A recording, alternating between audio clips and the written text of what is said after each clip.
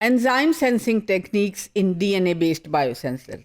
इन biosensors में enzymes का इस्तेमाल किया जाता है। हमें ये मालूम है कि डीएनए बेस्ड बायोसेंसर्स दरअसल इलेक्ट्रोकेमिकल प्रिंसिपल पर वर्क करते हैं।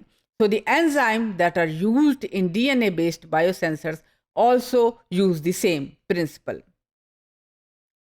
ये एंजाइम्स डीएनए बायोसेंसर्स की सेंसिटिविटी को बढ़ाने में मददगार साबित होते हैं।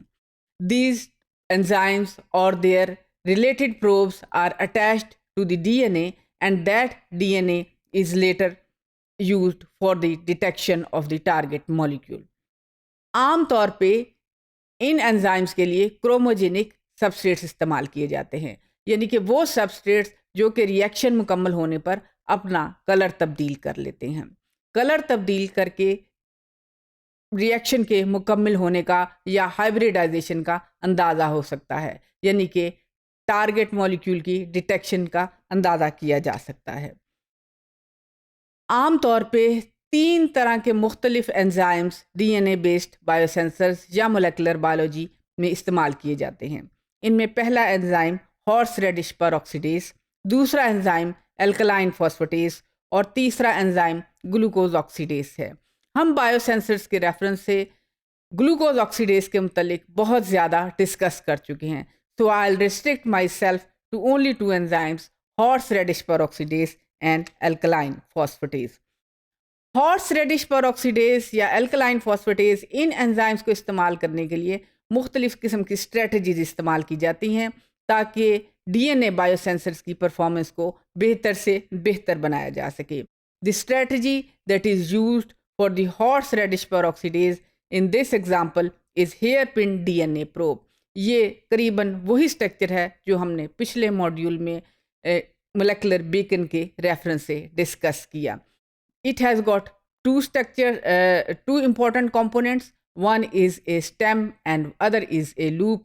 Similarly, we attached the at one end there is a molecule connecting link between the electrode and the DNA sensor and DNA molecule, and at the other end we attach the enzyme probe or any probe that is relevant to the enzyme.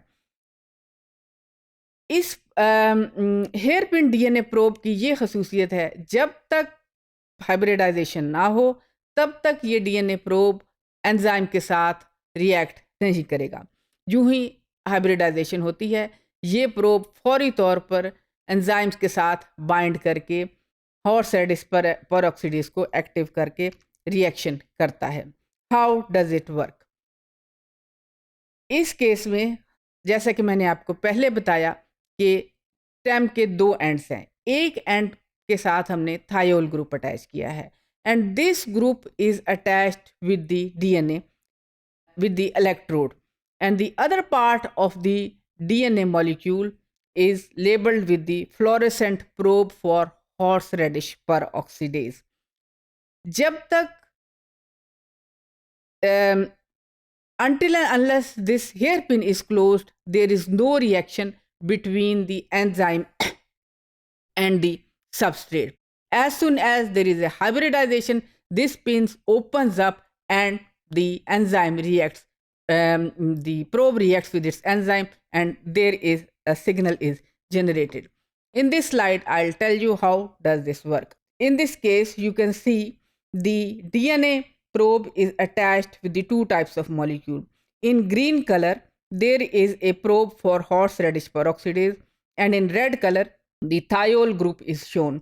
When there is a hybridization, यानी कि जब ये receptor molecule अपने target molecule के साथ bind कर लेता है, द पिन और the loop just opens up. उसके नतीजे में हॉर्स रेडिश परऑक्सीडेज अपने मॉलिक्यूल रेलेवेंट मॉलिक्यूल के साथ एक्ट करता है and it leads to the activation of enzyme, and the horseradish peroxidase substrate changes its color, and therefore in the presence of optical signals the target molecule could be detected.